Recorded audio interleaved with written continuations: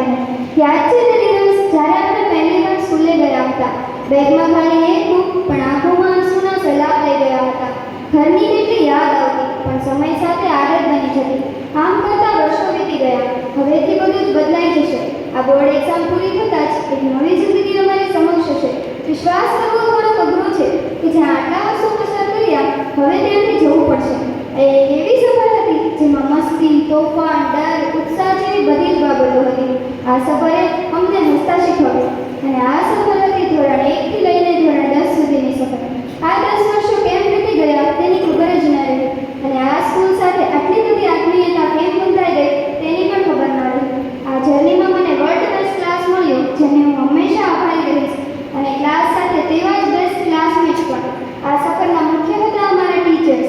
જીવનના પગથિયાઓમાં ટીચર્સ જ હાથ પકડીને પગથિયાઓ ચડવામાં મદદ કરે છે.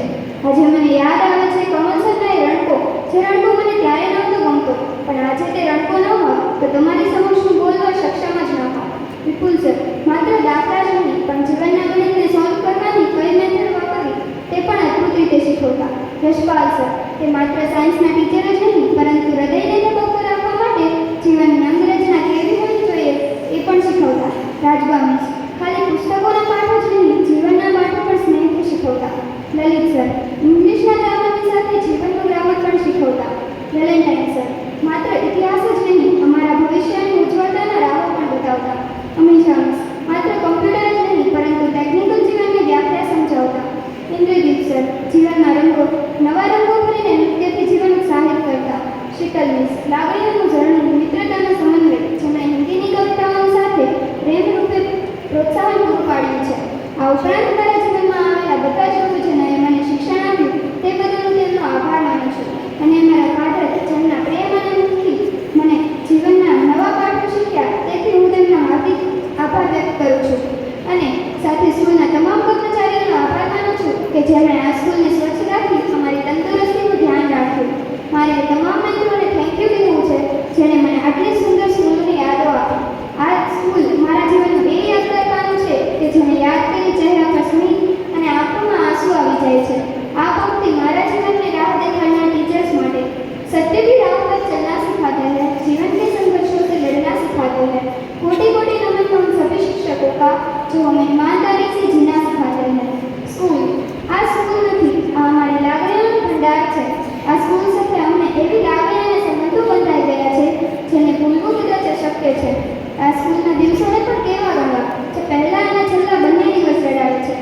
પહેલા દિવસે તે જગ્યાએ ન જવા માટે અને છેલ્લા દિવસે તે જગ્યાએથી ન જવા માટે. આ 10 વર્ષોમાં અમે એટલી બધી યાદો બનાવી છે કે તેવી યાદો કદાચ અમે જીવનભર નહીં બનાવી શકીએ. શાળાનો છેલ્લો દિવસ આ બોલતા જ જાણે અંતરમાંથી ગુજારી ચૂકી જાય. પહેલા ધોરણમાં રડતા મૂકેલો પહેલો પગ અને આજે બોર્ડની સફર કરવા જઈ રહેલો એ છેલ્લો પગ, એના વચ્ચેની જીવાતી જિંદગી એ જ સ્કૂલ લાઈફ. સ્કૂલે ન જવાની મમ્મી પપ્પા પાસે જીદ કરતા સ્કૂલ છોડીને નથી જવું એ વચ્ચેની સફર એ જ સ્કૂલ લાઈફ. એ ચાલુ ક્લાસે નાસ્તાના ડબ્બાનું ખોલવું, છેલ્લી બેન્ચે બેસવા માટેનું ઝઘડું અને લેશન ના કર્યાનું નવું બહાનું જોયું એ જ સ્કૂલ લાઈફ. ફેરવેલ અમારી સ્કૂલ લાઈફનો છેલ્લો અને સુંદર હિસ્સો જેને આમ તો પાર્ટી કહેવામાં આવે છે પણ આ પાર્ટી આંખોમાં આંસુ લઈ આવે છે કારણ કે હવે અમે આ સ્કૂલથી દૂર થઈ જવાના છીએ. અમે યાદ કરીશું પહેલી સ્કૂલ પ્રેયરને, અમે યાદ કરીશું પહેલા ટીચરના ડરને, ફ્રેન્ડ્સને તે ચોરેલા ટિફિનને અને તેની મસ્તી ભરી રિસેસને, પહેલા ચોકના નાના નાના ટુકડા જે મિત્રો પણ ફેંક્યા કરતા હતા. અમે યાદ કરીશું પહેલી રજાની બેલને જેમાં ખુશીથી દોડ્યા કરતા હતા. યાદ આવશે પેલું બાળપણ જે સ્કૂલ ગ્રાઉન્ડમાં વીત્યું હતું. સ્પોર્ટ્સ કોમ્પિટિશન ક્યારેક હાર્યું તો ક્યારેક જીત્યું હતું. યાદ આવશે તે ડાન્સ કોમ્પિટિશન જેની તૈયારીમાં દિવસો વિતાવ્યા હતા. યાદ આવશે તે હાઉસ જેની માટે મિત્રોથી પણ લડ્યા હતા. રોજ આવતા હતા જ્યાં હવે સામેથી નીકળવા છતાં પણ સાવ ખાલી નીકળી જવું પડશે. એક બાજુ ખુશી છે જીવનમાં આગળ વધવાની અને બીજી બાજુ મોટી માયુસી જ છે. અમારી ક્લાસ, અમારું પ્લેગ્રાઉન્ડ એવું લાગે છે જાણે બધું પાછળ છૂટી રહ્યું છે. રોકવાની કોશિશ કરવા છતાં પણ આ બધું રોકવું મુશ્કેલ થઈ રહ્યું છે. ફ્રેન્ડ સાથે મસ્તી, સ્કૂલના ચક્કર, વાતો આ બધું એક યાદો બની રહી જશે. હવે અમે અમારા જીવનની એક નવી શરૂઆત કરવા જઈ રહ્યા છીએ. હવે આ સમય ક્યારેય પાછો નહીં આવે. આ જર્ની કહેવામાં તો મહિનાઓ પણ ટૂંકા પડે પણ ટૂંકમાં આ સ્કૂલ સાથેની અમારી સફર આટલી સુધી નહીં થતી. પછી ખબર નહીં ક્યારે મળવાનું થાય. છેલ્લે કવિ આદિત્ય મંસૂરીની કવિતા દ્વારા મારી આ સ્પીચની જીવનની પૂર્ણાહુતિ કરીશ. નદીની રેતમાં રમતું નગર મળે ના મળે, ફરી આ દ્રશ્ય સ્મૃતિ પટ પર મળે ના મળે. ભરી લ્યો શ્વાસમાં એના સુગંધનો દરિયો, પછી આ માટીની ભીની અસર મળે ના મળે. પરિચિતોને જરાયને જોઈ લેવા દો, પરિચિતોને જરાયને જોઈ લેવા દો. હસતા ચંદ્રા મીઠી નજર મળે ના મળે. રડી લ્યો આજ સંબંધોને વિકળાઈને અડી, રડી લ્યો આજ સંબંધોને વિકળાઈને અડી. પછી કોઈને તો કંઈ મળે ના મળે. I am grateful for principal, teachers and dear friends. Thank you for your love, care, support and all that you do for us. This golden place is always in my heart. Thank you.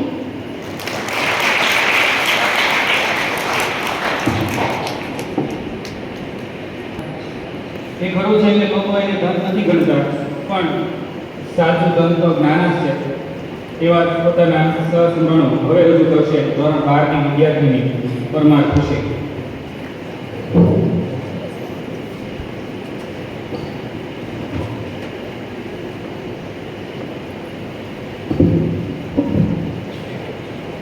Good afternoon to all. આજે આપણે ધોરણ 10 તથા 12ના સમાવર્તન કાર્યક્રમ માટે એકત્રિત થયા છીએ. ત્યારે આ અવસર પર હું ખુશી મારા શાળા જીવનના થોડા અનુભવો રજૂ કરવા માંગુ છું.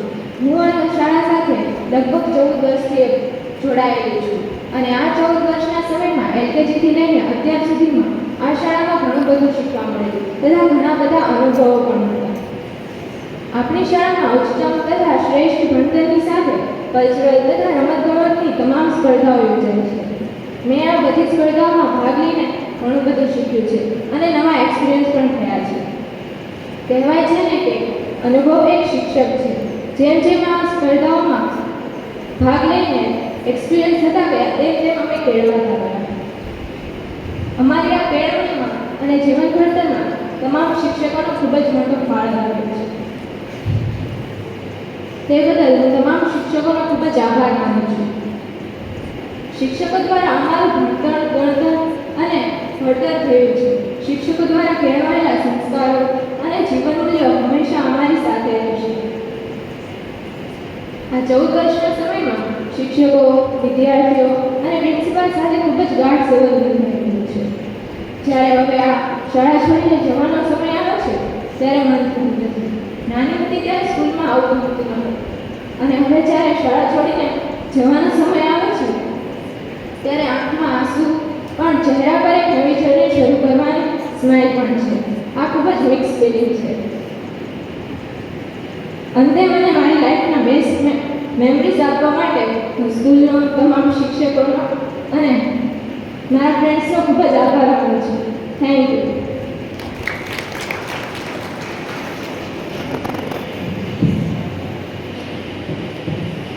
ખૂબ જ સરસ.